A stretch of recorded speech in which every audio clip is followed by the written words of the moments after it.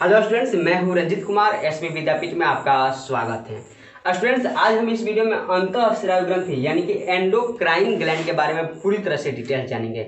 इस वीडियो में हम जानेंगे कि अंतःस्रावी ग्रंथि हमारे शरीर के किस किस भाग पर पाई जाती है और कहाँ कहाँ पाई जाती है, इनसे कौन कौन से हार्मोन निकलता है, उस हार्मोन का क्या काम होता है, उस हार्मोन की कमी से कौन सा रोग होता है और ज्यादा होने से क्या हमारे शरीर पर इफेक्ट डालता है, इसके बारे में पूरी तरह से डिटेल जानेंगे। तो हमारे वीडियो को शुरू से अंत तक देखते रहिएगा। इससे रिलेटेड 2 वीडियो और अपलोड कर चुके हैं। एक ग्रंथि कितने प्रकार के होते हैं इसके बारे में बता चुके हैं, और बहिस्रावी ग्रंथि यानी कि एक्सोक्राइन ग्लैंड के बारे में पूरी तरह से डिटेल्स बता चुके हैं। इसका लिंक डिस्क्रिप्शन में दे दिए, पूरी तरह से वीडियो जाकर देख लीजिएगा। हम बात करते हैं अब अंतःस्रावी ग्रंथि के बारे में। चलिए, अंतःस्रावी ग्रंथि के बारे में 2-3 को फैक्ट बता देते हैं, याद करते रहिएगा और उसको समझ लीजिएगा। देखिए, अंतःस्रावी ग्रंथि जो होती है उनसे एक तरल पदार्थ निकलती है जिसे हार्मोन कहते हैं, एक बात ये याद रखिएगा। और बहिस्रावी ग्रंथि से जो तरल पदार्थ निकलती है उसे एंजाइम कहते हैं, वो हम पिछले वाले वीडियो में बता चुके हैं। देखिए, अंतःस्रावी ग्रंथि के जो तरल पदार्थ निकलती है हार्मोन, इसके बहने के लिए कोई रास्ता यानी कि नली नहीं होती है, यानी कि यह नलिका विहीन होती है। कौन नलिका विहीन होती है? यह अंतःस्रावी ग्रंथि नलिका विहीन होती है। तो बहती कैसे है? तो ये जो है जहां से निकलती है वहां से निकलकर खून में ढुक जाती है, यानी कि नस में चली जाती है। तो ये खून के साथ बहती है। तो मतलब 3 गो शर्त यहाँ से निकलेगा। पहला, ये नलिका, ये हार्मोन यानी कि इससे जो तरल पदार्थ निकलते हैं उसे हार्मोन कहते हैं। ये नलिका विहीन होती है, ये खून के साथ प्रवाहित होती है, यानी कि खून इसके संपर्क में रहता है। क्लियर? अब हम बात करते हैं इस टोटल ग्रंथि के बारे में। तो हम बात करेंगे सबसे पहले सिलसिलेवार, एकदम ऊपर से लेकर नीचे की तरफ बढ़ते हुए पूरी तरह से डिटेल जानेंगे कहाँ कहाँ पर पाई जाती है अंतःस्रावी ग्रंथियां। तो सबसे पहले हाइपोथैलेमस ग्रंथि। देखिए, जो हाइपोथैलेमस ग्रंथि होती है हमारे दिमाग के एकदम मुड़ी के यानी कि कपार के एकदम बीचों बीच में पाई जाती है, भीतर पाई जाती है। हमारा हाइपोथैलेमस ग्रंथि बहुत छोटा सा ग्रंथि होती है। इस हाइपोथैलेमस ग्रंथि से एक तरल पदार्थ निकलता है जिसे तंत्रिका हार्मोन कहते हैं, यानी कि नर्वस हार्मोन कहते हैं इंग्लिश में। ये जो जितने अंतःस्रावी ग्रंथियां आप देख पा रहे हैं यहाँ पर बोर्ड पर, पूरी तरह से अंतःस्रावी ग्रंथियां का कंट्रोल यही करती है। इसलिए अभी इसका पूरी तरह से डिटेल्स इस चैप्टर में नहीं जाने। इसके पिछले वाले वीडियो में अगर आप देखेंगे ब्रेन नाम के टॉपिक, उसके बारे में हम पूरी तरह से डिटेल्स बता चुके हैं। ह्यूमन ब्रेन टॉपिक है, इसका लिंक भी डिस्क्रिप्शन में डाल देंगे, देख लीजिएगा। उसके बारे में हाइपोथैलेमस के बारे में बताया गया है, वो यहाँ पर आप देख सकते हैं। दूसरी जो ग्रंथियां है हमारे पिनियल ग्लैंड है। पिनियल ग्लैंड का मतलब जो है हमारे ग्रंथि कहाँ पर पाई जाती है पहले ये जान लेते हैं। जो हमारे ये हमारे जो लीलार होता है, लीलार के बीचों बीच में, ये जो आंख के बीचों बीच है ना, नाक वाला जगह, यहीं पे पाए जाते हैं पिनियल ग्लैंड। ऐसे हम समझने का प्रयास करेंगे, जहाँ शंकर जी का तीसरी आंख होता है ना, उसी जगह पर पाई जाती है पिनियल ग्लैंड। देखिए, शंकर जी का पहले चित्र को देखिए। जय भोले बाबा। आप भोले बाबा का खूबसूरत जो दृश्य देख पा रहे हैं, इनके चेहरे के लीलार पर देखिए, आप वहां पर तीसरी आंख देखेंगे। उन्हीं तीसरी आंख के जगह पर पाई जाती है हमारा पिनियल ग्रंथि पाई जाती है, यानी कि पिनियल ग्लैंड पाई जाती है। इनके बारे में अभी हम पूरी तरह से डिटेल जानेंगे कि पिनियल ग्रंथि का क्या काम होता है, इनसे कौन सा हार्मोन निकलता है। तब तक शंकर जी का दर्शन ले लीजिए और मिलते हैं, आते हैं टॉपिक पर। तब शंकर जी, हम आपका विदाई देना चाहते हैं, हम बच्चों को पढ़ा रहे हैं। तो शंकर जी अब गायब हो चुके हैं। अब हम देखते हैं पिनियल ग्लैंड क्या है। उम्मीद करता हूँ कि पिनियल जो ग्रंथि होता है कहाँ पर होता है समझ चुके होंगे।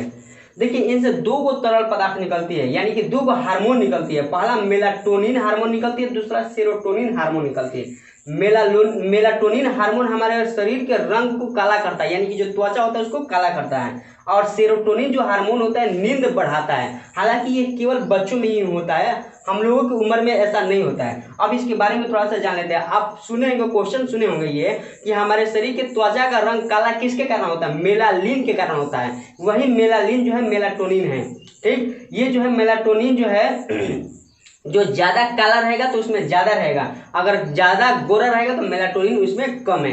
क्लियर? अब देखिए, सेरोटोनिन जो है बच्चा चुप रहेगा ना तो उसमें ज्यादा स्रावित होती रहती है। इसलिए छोटे बच्चों को आप थोड़ा सा सूत के उठेगा ना तो आप सर पर थप थप कर दीजिए, सो जा बच्चा, सो जा, तो वो सूत जाएगा। लेकिन हम लोगों के जब सूत के उठेंगे तो क्या होगा? कोई सुताएगा, सो जा बउआ, सो जा बउआ, तो सोच रहेगा मारेंगे तबड़ा के तो उलट जाएगा वही। तो सेरोटोनिन जो हार्मोन होता है बच्चों में ज्यादा बनता है, और ये बुढ़ा जो धीरे धीरे उम्र बढ़ता जाता है तो ये इसका कमी होने लगता है। इसलिए बूढ़े आदमी को देखिएगा जल्दी सोता होता नहीं है। तो इसके बारे में आप जान चुके हैं। इसलिए पिनियल ग्लैंड जो हमारे यहाँ पर पाई जाती है तीसरी आंख के नाम से भी जानते हैं। तो यहाँ पर आप जान चुके हैं पिनियल ग्लैंड के बारे में। देखिए पिनियल ग्लैंड के बारे में हम एक और टॉपिक पढ़ेंगे, पिट्यूटरी ग्रंथि यानी कि पिट्यूटरी ग्लैंड। इसके बारे में पूरी तरह से डिटेल्स अभी नहीं जानेंगे क्योंकि एक बड़ा टॉपिक है और बड़ा टॉपिक होने की वजह से इसका एक अलग वीडियो हम में बातचीत करेंगे। देखिए ये हमारा आखिर जो सिर होता है, मुड़ी होता है, 3 ग्रंथि पाई जाती है, हाइपोथैलेमस, पिनियल और पिट्यूटरी ग्रंथि। ये पिट्यूटरी ग्रंथि बहुत ही छोटा होता है, इसके बारे में भी जानेंगे। अब तीसरा है थायराइड ग्लैंड यानी कि इसकी हिंदी में ऑटो ग्लैंड कहते हैं। इससे ये जो थायराइड ग्लैंड है ये हमारे शरीर के सबसे बड़ी अंतःस्रावी ग्रंथि है। सबसे बड़ी अंतःस्रावी ग्रंथि कौन सा है? Thyroid gland. अब ये थायराइड ग्लैंड सबसे बड़ी अंतःस्रावी ग्रंथि है। देखिए इससे एक तरल पदार्थ निकलता है जिसको हम लोग थायरॉक्सिन हार्मोन कहते हैं। क्या कहते हैं? थायरॉक्सिन हार्मोन कहते हैं। ये थायरॉक्सिन हार्मोन जो है बीपी को लो कर देता है। बीपी को क्या करता है? लो करता है, कंट्रोल करता है, जिसके कारण हमको ज्यादा खीस उस नहीं बढ़ता है, नॉर्मल अवस्था में रहते हैं। ठीक, बीपी को लो करता है। या फिर बीपी लो ज्यादा से ज्यादा होगा तो क्या हो सकता है कि चलते रहेंगे, भरिया जाएंगे, गिर जाएंगे, बेहोश हो जाएंगे। इस तरह से ये सिचुएशन होगा बीपी लो होगा तो। अब देखिए इनसे 2 पदार्थ निकलता है, एक टायरोक्सिन पदार्थ निकलता है, टायरोसिन पदार्थ निकलता है, दूसरा आयोडीन। आयोडीन को तो जानते होंगे, लेकिन एक अगला भी पदार्थ निकलता है जिसे टायरोसिन कहते हैं। अगर इसके कमी हो जाए तो हमारे शरीर पर देखिए क्या क्या प्रभाव पड़ेगा। थायराइड यानी कि थायरॉक्सिन हार्मोन कम होगा तो हमारा सबसे बड़ी रोग होता है घेगा। घेगा में क्या होगा? ये जो गर्दन होता है बहुत ही ज्यादा फूल जाएगा। देखिए तस्वीर में आप देखिए, ये बच्चे का जो तस्वीर आप देख पा रहे हैं कि घेगा रोग हो गया है, जिसकी वजह से इनका जो गर्दन है, गर्दन के साइज बहुत ही ज्यादा बढ़ जाता है। इसकी वजह से, किसकी वजह से? इनके शरीर में जो है थायरॉक्सिन हार्मोन की कमी हो गई, जिसके कारण यहाँ पर घेगा रोग हो गई है और गर्दन का साइज बहुत ही ज्यादा बढ़ गई है। ये जो है हमारा घेगा रोग, क्लियर समझ पाए होंगे। अब दूसरा जो रोग होता है एक्सोडेनेमा रोग होती है। इस रोग से शरीर में मोटापा बढ़ जाता है। आप देखेंगे या फिर सुने होंगे कि थायराइड के कारण किसी के शरीर बहुत ही ज्यादा मोटा हो जाता है। देखिए आप दुनिया के सबसे मोटे इंसान के बच्चे का तस्वीर देखिए। अभी ये जो बच्चे का तस्वीर देख पा रहे हैं, ये दुनिया का सबसे मोटा बच्चा है। इसका उम्र का अगर अंदाजा लगा पा रहे होंगे तो आप सोच रहे होंगे कि उम्र जो इसका थोड़ा बहुत ज्यादा हुआ, लेकिन इस बच्चे का उम्र मात्र 10 से 12 साल ही है। ये दुनिया का सबसे ज्यादा मोटापा इंसान है। इसके शरीर में थायराइड ज्यादा बन गई है, जिसके कारण इसका मोटापा बहुत ही ज्यादा बढ़ गई है। थायराइड ज्यादा बढ़ेगा यानी कि थायरॉक्सिन ज्यादा होगा तो मोटापा बढ़ेगा, इससे कमी से हमारा हो जाएगा घेगा रोग होता है। एक और रोग होता है थायरॉक्सिन की कमी से, देखिए क्रिटिनिज्म होता है। क्रिटिनिज्म होता है, ये जो है बच्चे में खासकर होता है, मंदबुद्धि हो जाता है बच्चा। इसकी कमी होगा यानी कि थायरॉक्सिन हार्मोन की कमी होती है, बच्चा मंदबुद्धि हो जाएगा, कुछ बुझाइबे नहीं करेगा कि सोच रहे क्या काम कर रहे हैं क्या नहीं कर रहे हैं। तो उम्मीद करता हूं कि आप थायराइड ग्रंथि के बारे में पूरी तरह से डिटेल जान गए होंगे। अब हम बात करते हैं पाराथायराइड। देखिए जो थायराइड ग्रंथि यहाँ पर होता है, थायराइड ग्रंथि यहाँ पर होता है, इन्हीं जगह पे एक पाई जाती है और छोटा सा, बहुत ही छोटा सा ग्रंथि पाई जाती है जिसको हम पाराथायराइड ग्रंथि कहते हैं। देखिए अब थायराइड ग्रंथि से थायरॉक्सिन हार्मोन निकलता है तो पाराथायराइड से पाराथायरॉक्सिन हार्मोन निकलेगा। नाम से पता चल रहा है पाराथायराइड से पाराथायरॉक्सिन हार्मोन निकलेगा। ये जो है हमारे शरीर के अंदर कैल्शियम और फास्फोरस की मात्रा को नियंत्रित करता है, बनाए रखता है, इसकी कमी होने नहीं देता है, पाराथायराइड है। देखिए जो पीयूष ग्रंथि अभी यहाँ पर लिख चुका है, पिट्यूटरी ग्रंथि, इसको हम पीयूष ग्रंथि कहते हैं। ये हमारे शरीर के बहुत ही छोटा ग्रंथि और सभी प्रकार के ग्रंथियों पर नियंत्रण भी करती है। लेकिन कभी कभी क्वेश्चन पूछता है ऐसा कौन सा ग्रंथि है जिसमें पीयूष ग्रंथि का नियंत्रण नहीं होता है, तो यही पाराथायराइड ग्रंथि पर पीयूष का कोई काम नहीं चल पाता है, तो ये याद रखिएगा। अब हम बात करते हैं पांचवा, थाइमस ग्लैंड। ये वक्षगुहा में पाई जाती है, ये छाती में पाई जाती है, बहुत ही छोटा ये भी होती है वक्षगुहा में। तो एग्जाम में कई बार पूछा जाता है वक्षगुहा यानी कि छाती कहलाता है। वक्षगुहा में पाई जाने वाली कौन सी ग्रंथि होती है? तो ये थाइमस ग्लैंड होती है। वक्षगुहा छाती वाला पार्ट को कहते हैं, उदर गुहा पेट वाले पार्ट को कहते हैं, ये सिर गुहा है, ठीक है ना। तो इसके बारे में याद रखिएगा। यह वक्षगुहा में पाए जाते हैं। ये प्रोटीन और लिम्फोसाइट का निर्माण करते हैं। क्या चीज का निर्माण करते हैं? प्रोटीन और लिम्फोसाइट। देखिए प्रोटीन की वजह से हमारे शरीर का वृद्धि होता है यानी कि गेन होता है, बढ़ता है और मजबूत होता है, हड्डियां भी मजबूत होती है। और दूसरा जो लिम्फोसाइट का भी निर्माण करते हैं। लिम्फोसाइट जब निर्माण होता है हमारे शरीर में रोगों से लड़ने की क्षमता बहुत ही ज्यादा हो जाती है। हम लोग कभी रोगी नहीं हो पाएंगे लिम्फोसाइट अगर ज्यादा रहेगा तो। ये जो है खासकर बच्चों में होता है, बाल अवस्था में होता है, हम लोगों की अवस्था में जल्दी नहीं होता है, इसलिए बाल अवस्था में देखेंगे उनके शरीर में लिम्फोसाइट की मात्रा ज्यादा स्रावित होती रहती है। इसलिए कहीं पर देखेंगे वो सोच रहा है कहीं कबाड़ में जाकर बैठा है, कहीं उधर बैठा है, कहीं नली में सोच रहा गिर गया है, माटी उठाकर खा रहा है, वो रोगी नहीं होता है। क्यों रोगी नहीं होता है? क्योंकि लिम्फोसाइट उसके शरीर में ज्यादा बनता है। बाल्य अवस्था के शरीर में जब छोटा छोटा बच्चा रहता है वही समय में बहुत ही ज्यादा बनता है लिम्फोसाइट। हम लोगों में नहीं बनता है। थोड़ा सा माटी उटी खाएंगे, इधर उधर सामान खाएंगे तो रोगी आ जाते हैं तुरंत।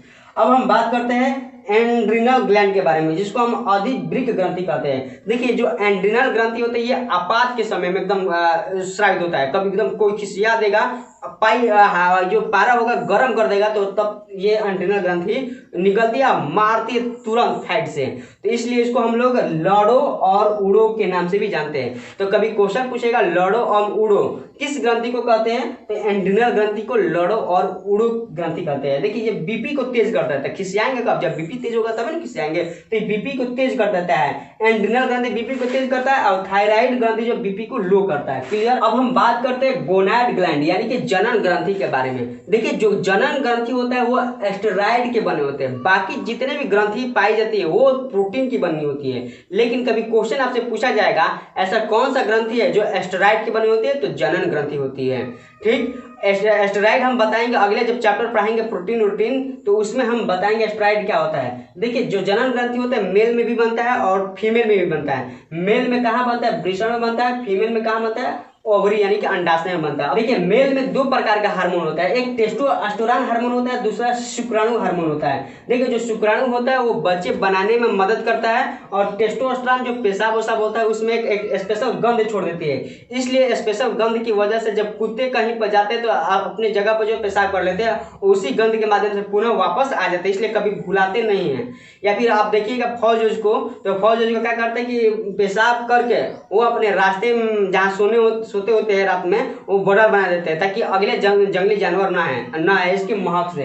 तो ऐसा करते हैं। टेस्टोस्टेरोन का भी हमारे शरीर में बहुत ज्यादा काम होता है। दूसरा बात करते हैं फीमेल में। देखिए फीमेल में 3 प्रकार के हार्मोन स्रावित होता है। पहला एस्ट्रोजन, ये जो एस्ट्रोजन हार्मोन होता है यह मासिक चक्र बनाने में यानी कि अंडाशय बनाने में मदद करता है। महिलाओं में मासिक चक्र बनाने में यानी कि अंडाशय बनाने में मदद करता है। दूसरा जो है प्रोजेस्टेरॉन का मतलब आप समझ पा रहे होंगे, प्रोटेक्ट करता है। प्रोजेस्टेरॉन से प्रोटेक्ट करता है। जब बच्चा पेट में बन जाता है, अंडाशय में जब गर्भाशय में चला जाता है अंडाशय के माध्यम से बनकर, तो ये जो है हार्मोन बच्चे को सुरक्षित करता है। 9 महीने तक उसको प्रोटेक्ट करता रहता है, बचाता रहता है। ये प्रोजेस्टेरॉन हार्मोन जो ये महिलाओं में होता है। तीसरा जो है रिलैक्सिन हार्मोन। ये जो रिलैक्सिन हार्मोन होता है ये रिलैक्स प्रदान करता है। जब माता के शरीर से बच्चे बाहर आता है तो रिलैक्सिन हार्मोन जो है उनके रास्ते को थोड़ा फैलाता है, रास्ते को बड़ा कर देता है, जिसकी वजह से नॉर्मल डिलीवरी हो जाता है। लेकिन आजकल जो डॉक्टर होते हैं ससुराल जब दवाई खाने जाती है औरत, जब